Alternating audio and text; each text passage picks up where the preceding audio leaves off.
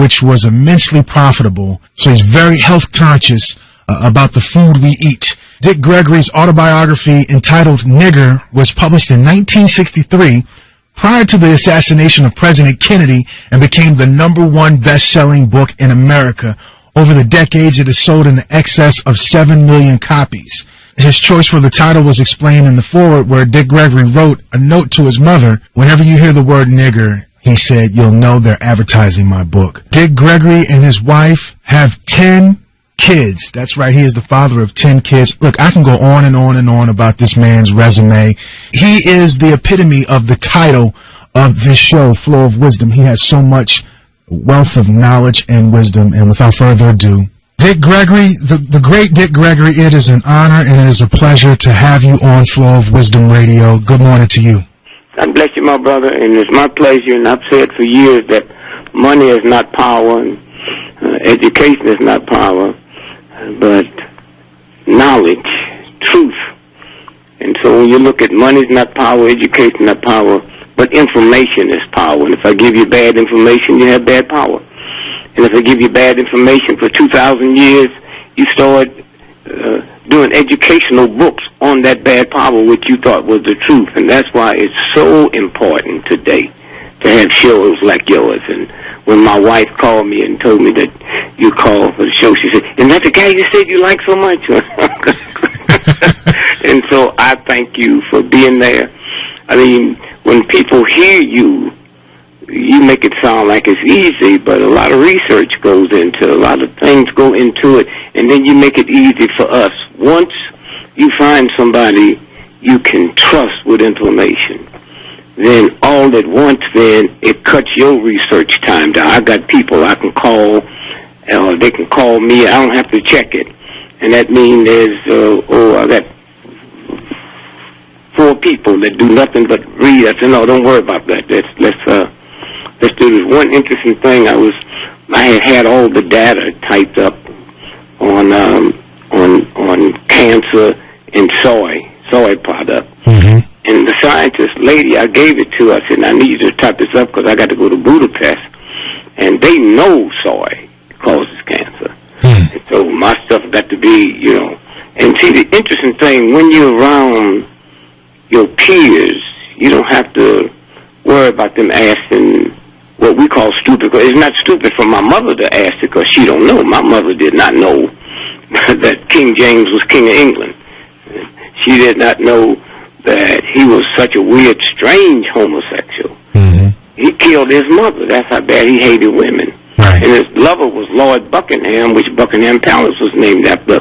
So when you got meetings you go to where you know everybody there got information and they just there to refine it, to tune it up, to refresh. And so I'm 80 years old. And I went to church with my Baptist mother every time she go babies to church, man. And I remember when I was old enough where I understand people talking, I would hear Mom and Grandma and Grandpa talk about, Reverend so-and-so is gay. I didn't know what a 5-year-old know. The choir director is kind of funny. So I'm saying this to say this. When we hear this discussion now about black ministers, it's just a new group of black ministers. Everybody in the Baptist church damn near know everybody in there who's gay, from the choir to in the pulpit and the whole thing. And we never hated up on them. There was never no conflict with them. But never say you sit over here or sit over here. And so we knew the entertainers that was gay. That didn't stop us from buying their record. The gospel folks, we knew who they were. And so all at once now we have this weird, strange thing with these black folks. And then when President Obama came out for same-sex marriage, right, and then the preachers, and then you start hearing these talk shows where, well, how bad is this going to hurt him doing that? Well, let's look how bad. I never heard a preacher in the black community tell people that drinking is godly, drinking is spiritual. I've never had them tell you to go out and get a drink. And yet, if you go through the African-American community, you see taverns, liquor stores. So how is it that the preachers have never said, go have a drink, go get drunk? And so then we say that, I say, well, who's listening? If they preach against whiskey and alcohol and all of that, and it still happens, so now all it wants is we worried about this powerful voice. And so when you have shows like this that elevate, my grandmother would listen to this if she was alive, and there's a whole lot of things, but certain things feel good to them. And so you look at black folks' names. Who would have ever believed that Elijah Muhammad would have the power to talk to non-Muslims? That radio show, probably the strongest voice in the black community. All your stations was owned by white folks, but they had black stations for that market. And so consequently what happened is, when he said pork is bad, now, look, I got a grandmother, grandfather, mother, listen, they would never touch pork. They would never be part of a Muslim system. They Baptists and Jesus, and they don't want nothing but Jesus. They don't want him black. They want him white. They don't want him with nappy hair. That's them. But they listened to a man that wasn't talking about Christianity. And they stopped eating pork. They told, boy, I got to go over here and give me some of these beef ribs. And so consequently, when you think about the effect he had, and then look in the black community, Muslims stand on the corner. They're not dealing in drugs. And to show you how perverted this system had made us, how many churches have invited a Muslim to the church to speak with pay, to talk about how did you all do it. I can see if you left the black community and moved someplace, but you stayed there in the black community. Nobody robs you, not because they scared of you, because of your demeanor. You have no bumps on your face. You had a suit and a bow tie in the summertime, and I don't see them sweating. And so consequently, when you stop and think about what you can do, it takes time and time and time and time. But along with that, people are changing. People, I look at the Willie Lynch letter, and for those of you that don't know about it, I think you should have somebody hit up on the internet if you don't have one, and pull it off and read it. Yeah, I've actually read that on this show before. We're talking to Dick Gregory. It's Flow of Wisdom Radio. I'm Sean Anthony, your host. But go ahead about the Willie Lynch letter. The Lynch letter come out the CIA headquarters. That's 1960 lingo. Now, there's a whole lot of people who don't know it, but for those of us who's been out here and know how they trick, you say, wait a minute, white folks didn't talk that way 300 years ago, and yet they got black folks swaying by it. I don't understand that. I mean, if a black folks will lie just to get some sex, what do you think powerful white men will do to control the whole planet? Okay? and so consequently, if you listen to the dialect that was used back then, man, they were still speaking that old poor British bah, bah, bah. Matter of fact, Mark Twain was the first writer in America to get away from that old English dialect. And I'm not talking about ignorant poor. I'm talking about the dialect of Britain. And so when you stop and think about, how the whole piece is put together, and then, but over and over and over, I was with a minister this Sunday. I was speaking at the church, and I was saying, that when people talk about different things in religion, well, how few people, my grandmother couldn't even understand that the pagans were celebrating Christmas and Easter 3,000 years before Jesus Christ was born. My mother, God bless her heart, she just is precious and peaceful, and you think, if she walked in your radio set, you think God spit her out. But if you tried to explain to my mother that Jesus Christ wasn't a Christian, she would stomp you to death, man, because her ignorance to that is she didn't know. Yeah. Well, we've talked about occult holidays on here numerous times, being at especially Christmas, Easter, all of these holidays that are celebrated, especially in the churches, the black churches primarily, they all have a pagan origin descent. Well, now, let me tell you something about paganism. Do you know most folks don't know that paganism ain't no voodoo or hoodoo? It's just like the word voodoo. That's a French word that when the scientists went in after Napoleon's great army was beat up in Haiti, they sent the scientists in and said, let's see if we can figure this out. And they found out a term called Uncle Tom, that's shape-shifting. And the French scientists called it voodoo. And if you just fall in on it, you think voodoo's scared. No, voodoo in French means spiritual Adam. You can't see a spirit and you can't see an Adam.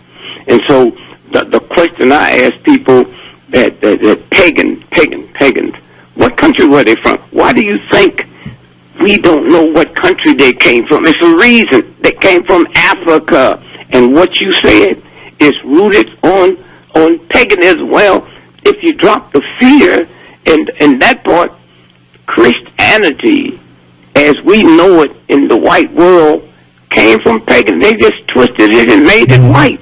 Yeah.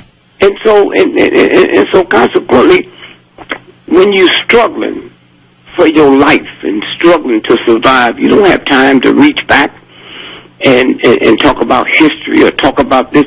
You have breakaways that will, and then they'll break away and they'll break away, and then all at once one day, I never thought I'd see a son. We thought, me and my old lady thought we was cool, man. We named our children after we woke up African names, Ayana, Johanse. And he said, no, Johanse ain't enough. With respect, he changed his name to Johanse Machiavelli. He don't want no white slave master's name. And so when you stop and think about all your Jewish holidays, they coincide with ours. They just make it Jewish. And so they can see through that. I go to China, go to the Christian community, and Jesus Christ look Chinese. I go to the Japanese community, Jesus Christ look Japanese. Mm-hmm. I go to Brazil, Jesus Christ, I come back to America, go to black church, he a white boy. And so my mother did not know that that Christianity did not happen till 100 years after Jesus was dead. She didn't know that. And that's why she thought Jesus was a Christian. She didn't know that Jesus' brother James was killed the same way she was. And so consequently, shows like this here that put it out, you're going to get all kind of negative stuff. And I listened to Creflo Dollar. The news broke about him, beating up his daughter. Isn't that a shame how the media just manipulates? No, look. Let's don't be funny. We talk about how they treat Obama. They killed Kennedy, man. Who do you think you are? The movement, it's always been nasty. It's more nasty to us, but it's always been nasty. For instance, the Secretary of Commerce that had the accident out in California last week, why wouldn't you think he was drunk? If it would have been Romney, you would have thought he was drinking. I'm not talking about you people. See, you slant it the way you want to slant it. That's what this whole tricky government's about. How you think Hitler slipped up on them people? So why you going to check out no good racist system and expect anything good out of it? And so consequently, when you look at Creflo first, his daughter called. Now, and then his oldest daughter backed her up. And so my whole thing is, I raised 10 children, and I would never hit a child. Now, you got black folks that talk about, well, I heard a woman, which you heard me say, beaten. They got fantastic research. And, brother, when I pulled it, it's a Chinese woman at University of Chicago that pulled that part. They have proved scientifically beyond the shadow of a doubt that 98% of your hardened, violent criminals and sex maniacs, all of them got beatings when you see, if I'm your daddy and I hit you, when that go up to the brain, it don't say good hit or bad hit. If you ever get hit around your eye, there's a thing that swells up called a hickey. And that is to protect your eye in case another blow comes. So that the brain inside just know, and it shoots all kind of chemicals through the body. Let me tell you something about fight or flight. In the old days, it still happens now, but when there wasn't no houses and no cops and just trees and stuff, and like 5,000-10,000 years ago before, you hear something go, ah, and the brain know that's a tiger. Mm-hmm. And so automatically, fight or flight comes in. Now, years when I heard people say fight or flight, I mean, you can run or you can stand back and ball up your... No. Flight means get out of here. You hear an explosion. Fight means there's an old woman or a child up there, let me go in and get them. It got nothing to do with you putting up your dukes, hitting somebody. And so consequently, when fight or flight takes over, your blood thickens. Why? In case you get bit. It'll take you longer to bleed to death. It throws hormones into the body. What do those hormones do? It protects the blood flow. So your hairs stand up on your head. That's your antennas, so you can look taller to that animal. And that's what goes on.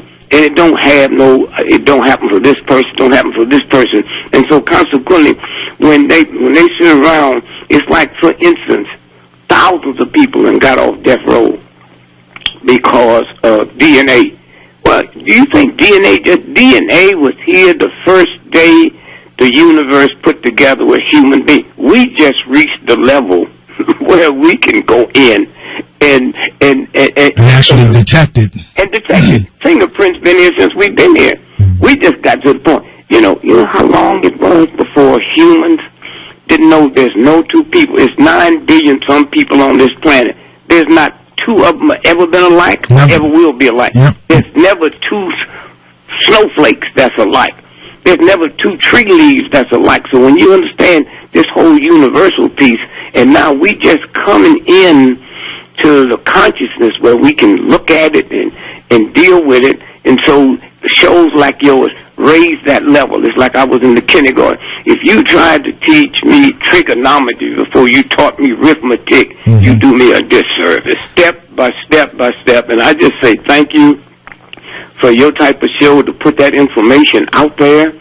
And then there's a whole lot of folks, man, that might not never call.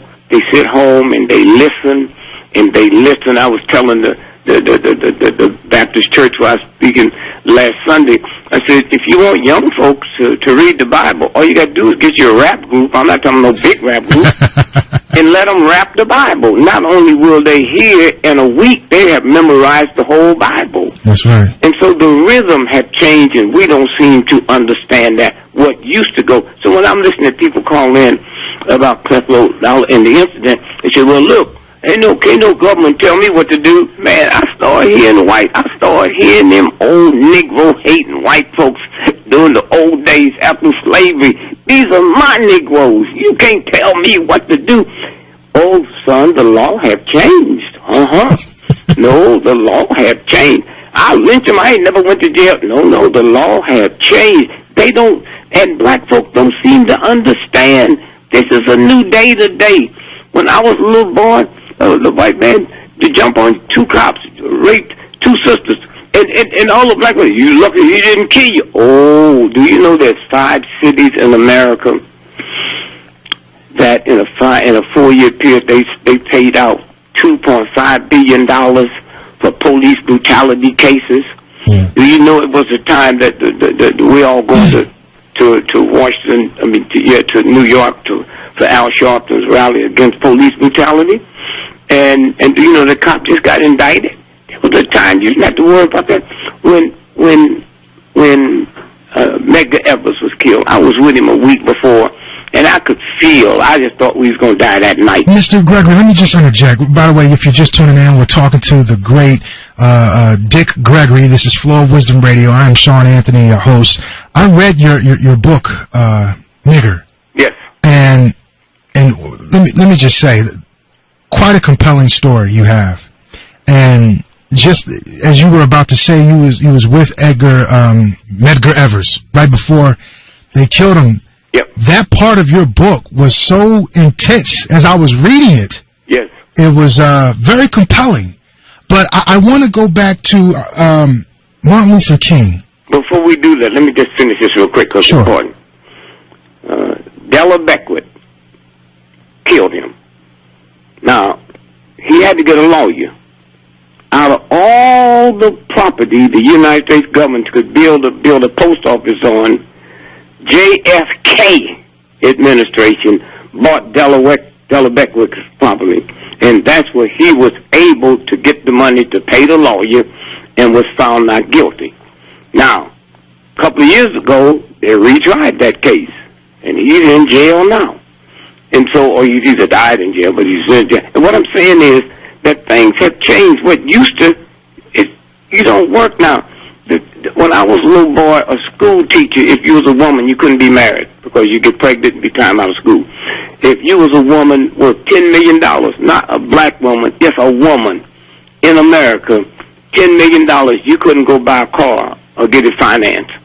You had to get your father, your brother, your uncle, or your preacher or the priest to sign for you. You try not selling a woman a car now because she's a woman. And you will be in a tremendous lawsuit. So I'm saying it's the same thing about all that beating up and all that hitting children and all that. And finally, before we get in there, had a woman call me and she said, Mr. Gregory, I ain't never found no disagreement until now. She said, let me tell you something. My daughter is 20 years old. And she just went to college. And I would beat her with the strap or whatever if she got out of line. And said, Mr. Gregory, she called me 2 weeks ago and said, Mom, I just want to thank you for all the whippings you gave me. You made me a better person. I said, Miss, may I say something to you as a father, as a parent? She lived with you 20 years, then she went to college. So one day get a piece of paper and write down 20 years. And then write down 364 days, and then multiply that by 20. And you see how many days she lived with you. And then she eat 3 meals a day, multiply that by 3. Now that's how many meals you have fed her. Has she ever called you up and say, thanks for the food you gave me? Are you out your mind? Somebody gonna call you and thanks for a beating, but not thank you for the clothes you bought me, for the birthday things. That's the craziness that exists. You deal any way you want to deal with it. Any way you want to deal with it. If whoopings was good, you just have to do it one time. That's why killing is fine. You kill somebody, you have to kill them twice. How come people that you spank, you keep spanking and keep spanking? As the universe said, it's not working. Try something else. All right, we're talking to Dick Gregory. This is Flow Wisdom Radio. Sean Anthony, your host. Talk about, just give us a story to my listeners about Martin Luther King. The type of man he was. Behind the scenes, something that we may not. Well, let me say this. Martin Luther King, my second language is profanity. You never hear it when I'm on the stage. Right. and Martin called me one day and said, Dick, I need to talk to you. But could you wait till everybody's in bed? We're down in Alabama with a big battle. And I said, yeah, and I thought he was going to call me down there to tell me, man, you can't cuss these white folks out like that and say the things you say. And I was ready to hear him. I get there, and he says, I'm sorry to bother you this late at night, but I just wanted you and I to talk. What's the mafia? Here's a man that changed the whole world. He didn't know what the mafia is. Why not? He was in Atlanta. Ain't no mafia in Atlanta.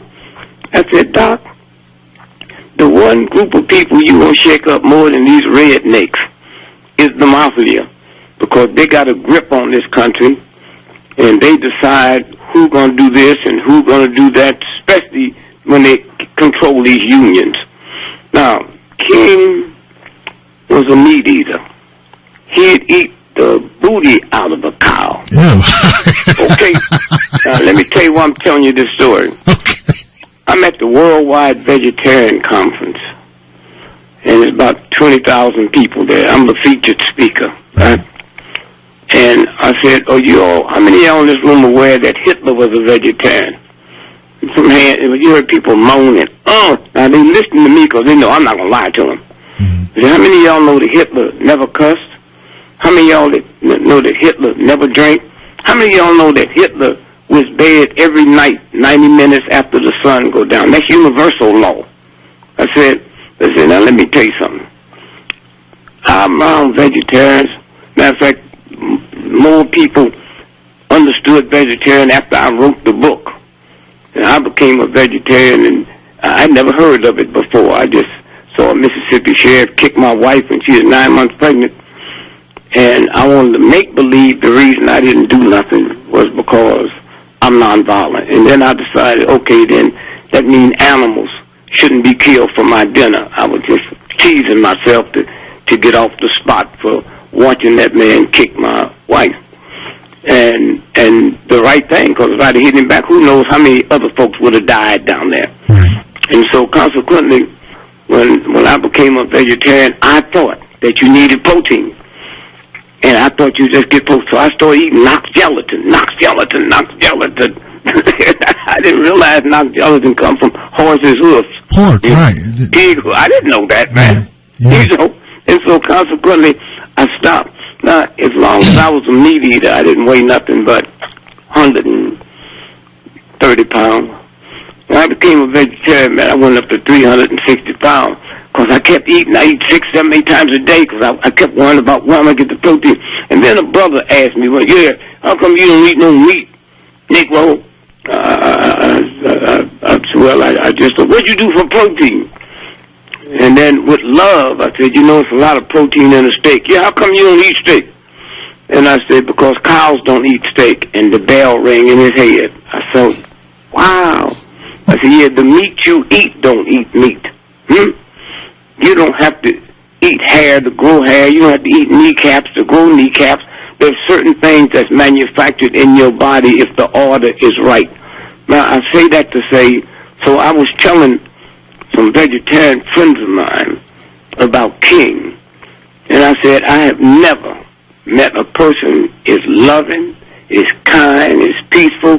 He didn't say one thing on TV, and when the cameras left, yeah, them hunkies, man, like who they picked up, he was always that even, lovable, peaceful.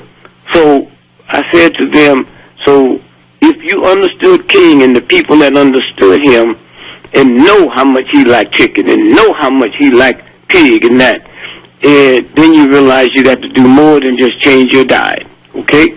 You got to change something inside with a compassion. Now, to get to your question, when you look at King and know his peace, then you know there's a universal power. Somewhere, if you didn't know it then, I tell you why. King was a Republican. Right. His mother and father was conservative Republicans. His grandmother and grandfather was right-wing conservative Republicans, okay? Mm-hmm. So everything King did to change the world, he did not learn that at home. Them old Negroes wasn't talking liberation. Man, when you talk about all them black colleges and all that, they wasn't talking about liberation, man. They was talking about go get a good education, get a PhD, and prove to white folks that why do I got to prove a bunch of stereotypes you come up with? They never, not once did King hear liberation when he was in Morehouse. Not once did he hear it at home. Where did it come from? Where did that liberation theology come from? That's the King. And King was not killed because of racism or prejudice or segregation. He was killed because he became the first black in the history of America to get in a position to determine public policy. And that's what took him down. But when you think about him and you see him, and the way he smiled, the way he, oh God, he was a comic. You love to have 10 million Kings in your audience, but he was, and you can see, you know, the civil rights movement. 98% of the people in the forefront of that movement had Reverend in front of their name before they had PhD. You know, and so when you look at that black church and Pentecostal Sunday, let me tell you something that's so, from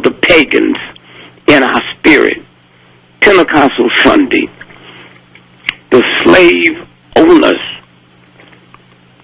It comes like 40-some days after Ash Wednesday, it's Pentecostal Sunday. Black folks didn't have no calendar. Something in their spirit they knew.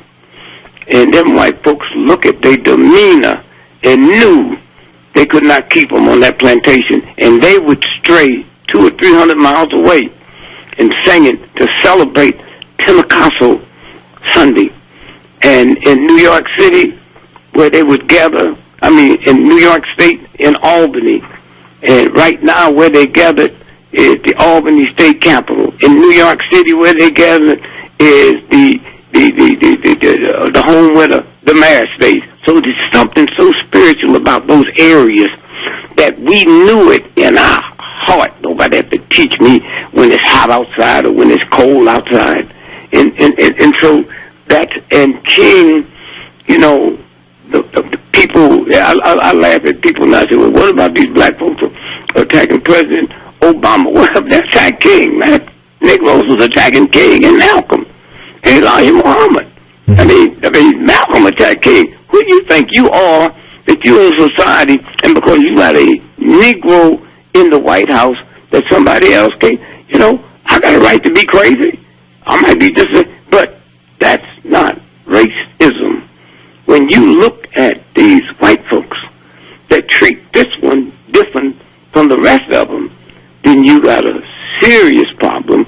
And I'm thinking about here, I got a black president, the most powerful human being on the planet, but he can't go to New York tonight by himself with nobody with him and get a cab. But some old murdering white dude who can kill 30 children and escape from death row, he can get a cab.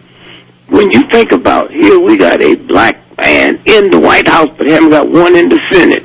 Since when did it get easier to become president of a state, of a country, than to be a senator? And so you see this whole thing, and what white folks is doing now, they say, well, the Tea Party is racist. I don't believe that.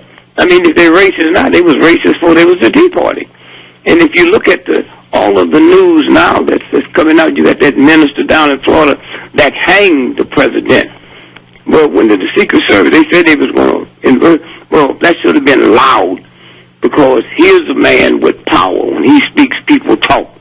And he got the president up there hanged. And somebody, maybe we have to say it's your right to do whatever you want to do. But when you're talking about the president and you're talking about how you can create incidents where somebody can shoot him or whatever, and so King pulled off something that never been happened before. He took a group of people, and remember, we didn't have 10% of the American black folks with us when we were there. You know what it's like, man, to be in Mississippi and somebody call your house that you stay in and said, we're going to come by there and blow up this house. We'll be there in 10 minutes, and you can't call the police or the FBI because they probably the ones that made the call. Right. On the march from Selma to Montgomery, when we got there and it was over, and we was all going back to the airport to get out of there. Not scared. The mission was accomplished. And Mrs. LaRusso was shot that day. And now we know there was 3 FBI agents in the car when that white boy pulled the trigger. Well, the answer is, well, we was undercover. And undercover, we don't get involved in stopping the crime. We just gathering information. Wow. We're talking to Dick Gregory here. Flow of Wisdom Radio. I'm sorry, I didn't mean to cut you off. Yep. Dick Gregory is live on the show, Flow of Wisdom Radio. This is Sean Anthony. Such compelling information. Mr. Gregory, I got to add, I want to switch gears here and ask you a few more questions. I had the privilege of interviewing the late Steve Coakley. And he mentioned, he spoke very highly of you, said that you was his mentor and taught him a lot, And of course, I've heard a couple of reports, people were hitting me with information saying that he had passed. And it was really hard for me to find, a concrete source of information, but he did pass, correct? Yeah, he died. And some people think it wasn't just a normal death. Right. I haven't slowed up the research because he's dead now. And but he reached an altogether different person. He had an audience out there and a following out there that loved him. And normally that group of individuals that followed him wouldn't have got the information no place else. You can't get it from NBC or CBS or none of that. And so he was there, and he paid a price. He was a whole lot of radio shows he wasn't able to do. I mean, black radio shows he wasn't able to do. Now, and I'm sorry. The reason why I brought that up, one of the things that he mentioned during the interview was we spoke about Dave Chappelle, the comedian, and when he got offered this big sum of money, and he turned it down and fled to Africa. No, he didn't. No, he didn't. Okay. No, he didn't. Well, my point, I want you to respond to that, but my point for bringing it up, Mr. Coakley, Steve Coakley said that he was actually with you at some point or something like that. No, what happened is this. David Chappelle had one of the brilliant minds. See, there's no money in comedy. The money is in writing, okay? Ed Weinberger, who started off writing for me, and he developed into one of the fine writers. He's the one. If you look at the Bill Cosby show, you'll see it's created by Ed Weinberger. If Bill Cosby's made $1 billion, which he has, Ed Weinberger have made $10 billion. The money is in writing. And so David Chappelle went to school in Washington, D.C. He went to the Duke Ellington School of the Fine Arts. And a white dude, they grew up together. They developed all kinds of good projects and stuff. And that's when he hit, him and this white dude, was the writers. Well, TV network don't tolerate that. But he was so good, they had to figure a way around it. But they had to let him do, because the money they was making on him and the whole, I mean, he was getting hate mail, but that's America. But all at once now, he signed a $50 million contract. That $50 million contract, most of that was for writing. What he didn't know in that contract that he had signed to bring on about 20 other writers. And what hurt him so bad is this white dude that they'd been friends. He carried him all the way down the road, had switched over, and that hurt him bad. When I talked to him, it was a New York Times reporter interviewing me, and I had never met him. And I said, well, he said he's going to South Africa to talk to him. I said, well, would you give him my number and tell him to call me? And then he called me, and then we become very, very good friends, you know, talking friends, and the hurt. Most folk don't know that story that I just said, but that's what that was about. You see, when you hit white supremacy, Bill Cosby, see, most folk don't understand white supremacy. White supremacy is not Ku Klux Klan or white citizens. White supremacy is the high. I remember I used to hear my mother say the problem is these old redneck, Negro-hating white folks can't read or write. And one day I pulled my brother to the side and I said, do you believe, she really believes that type of white boy determines public policy?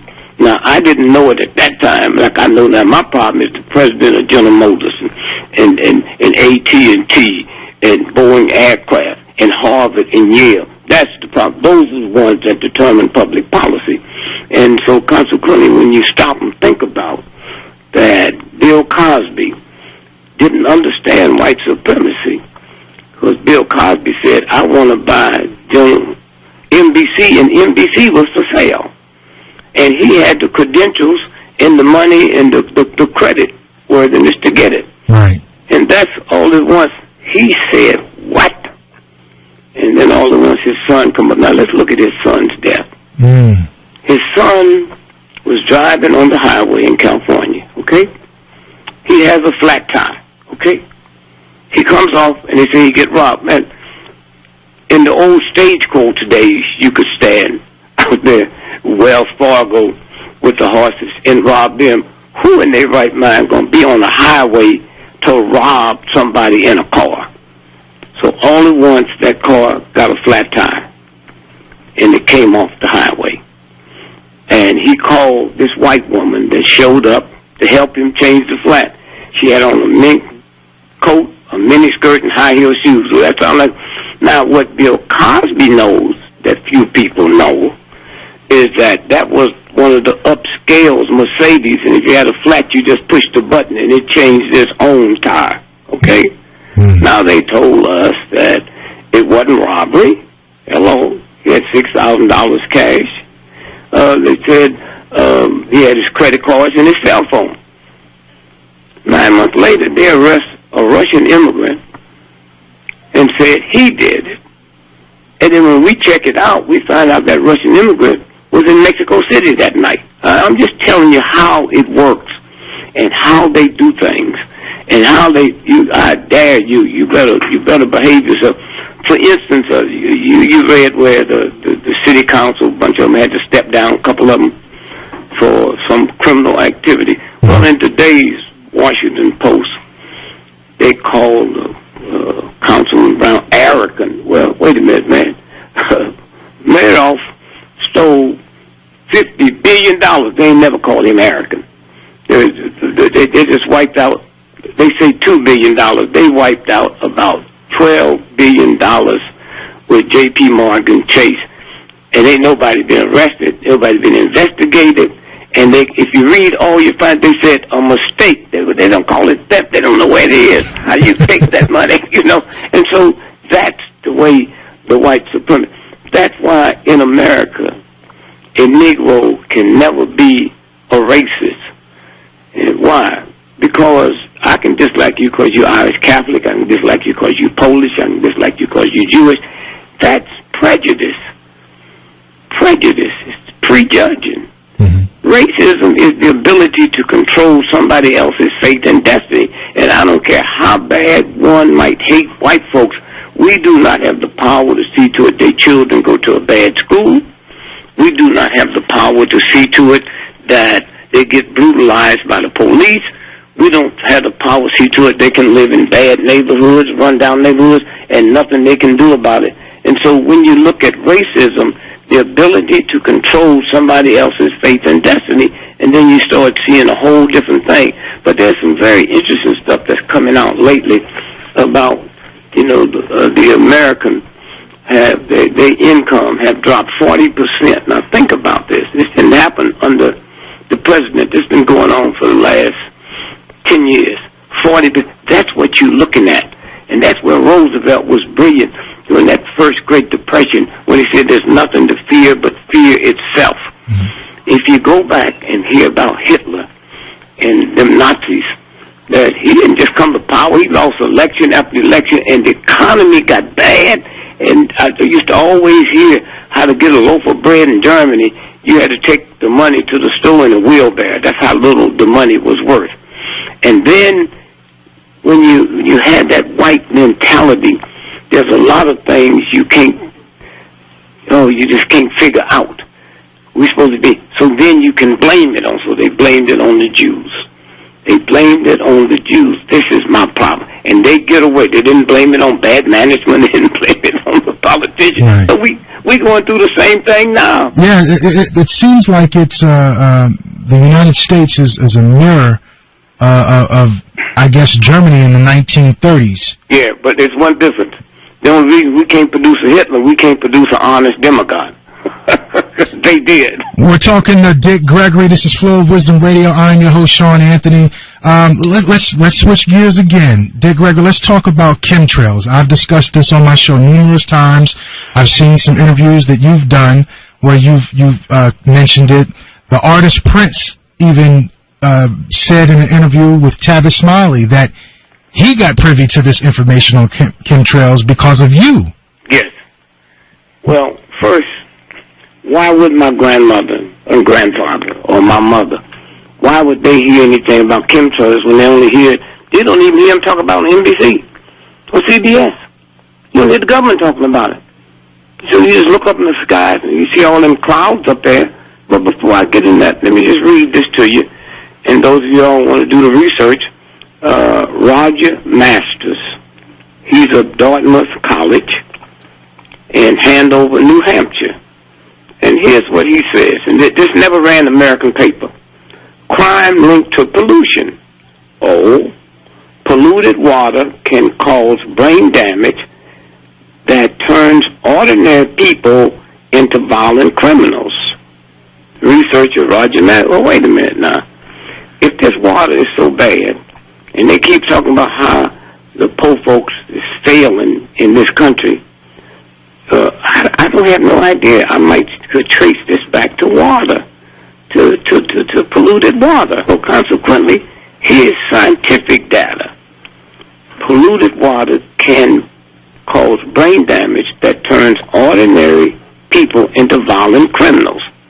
And then he goes on and he says, New Hampshire, he compared crime figures from the FBI with information on industrial discharge of lead and manganese. Now, lead will run you crazy. Manganese together, you got a piece. So now, listen to me now. Information of industrial discharge of lead and manganese. He found a link between pollution levels and murder, assault and robbery. Counties with the highest pollution level have a crime rate triple the nation's average. Now, chemtrails, they mix that stuff together. I looked into one of the planes once. I was privileged and he said, you see these huge, look like oil tanks, oil drums up there, and the tubes coming out, and they mixing the stuff, and they putting it in, and then they put it out, and then they have another system where they can aim it anywhere they want to name it. So at nighttime while we sleep, if a malt liquor, when you this week, go into a white neighborhood and see if you can buy malt liquor. Why? You can't buy it because it has a thing in it called manganese. And once you get enough manganese, you'll kill mom. And so when you look at, everybody's talking about a couple of weeks ago, bath salts, shootings in Chicago, 30 people dead, and blah, blah, blah, and it never dawned on us.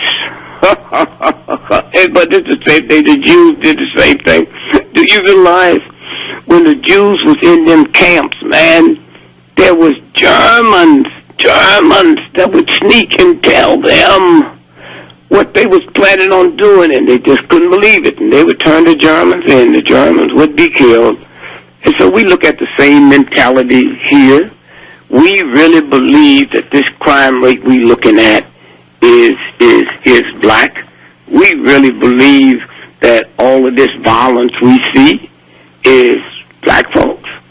And so when you stop and think about it, I don't know if you followed, not sure you have, about this bath salt. Yeah, that's what I was trying to interject. We got Dick Gregory on Flow of Wisdom Radio. This is Sean Anthony. Yes, please talk about this bath salts and this cannibalism, these drugs and you know, things that they're trying to implement. Well, they're not trying because they are. Sure. But go ahead. This bath salt that people are snorting and turns them into cannibals. Well, I looked at some research 30 years ago. Now, they didn't say they could drop it on the enemy army, but they said they could go to a football stadium with 100,000 people and drop this gas, and you can't smell it. It turns you into cannibals. And so now we see it. Remember, salt was here before Jesus Christ was here. So now, what are they doing? The interesting thing is the quietness of the government. First, you had an incident in Florida where the cop went in and this guy was eating the brains, the face off the guy, and the cop said he growled at me and the cop killed him. Now, here, the news broke 2 students at Morgan State. Right. Now, what they didn't tell you, they were African students, but they live 2 counties away from Baltimore, Maryland, where Morgan State is located. And they weren't at school when this happened. So why are they wanting to say, we're trying to get more information from the school? How come? And then as we start doing the research, we find out it's running rampant in the Marines and in the military. Why? Because the whatever this compound is that they're putting in this bath salt is not detected in the body. Well, the big fear in the military is you got to go take a drug test. This is not detected. And then when we check it out, we find out all but 5 states permit this. 5 states. I mean, you're talking about people eating one another.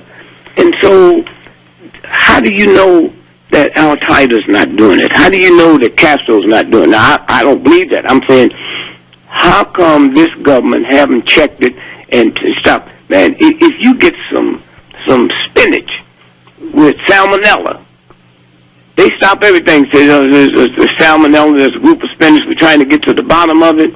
We located it, come from a farm in Colorado. Or if you go to a restaurant tonight and they find out somebody in that restaurant 3 days later had hepatitis C, infectious hepatitis, don't you know they start getting in touch with everybody who's been in that restaurant to make sure you haven't been in contact? You haven't heard nothing about this here, where the government said we're going to take up the investigation, we're going to get to the bottom of it, we're going to see where this is coming from. And so, and so again, when you stop and think about, now you go back to the early 50s, American CIA have admitted now that they did an experiment in a little village outside of Paris where they put this chemical drug stuff into the wheat that they make their bread with. And the people started hallucinating and thinking they was airplanes and stuff and jumping off mountains trying to fly. Now, this is like, 70 years later they admit that they did it.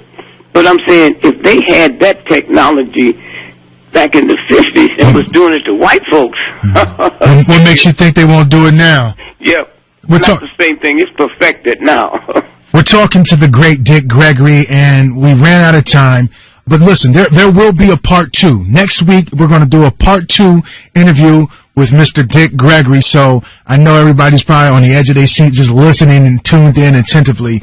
But please, go to flowofwisdom.com. This podcast will be available very soon. But next week, we're going to have a part 2 with Dick Gregory, where we're going to talk about the death of Whitney Houston.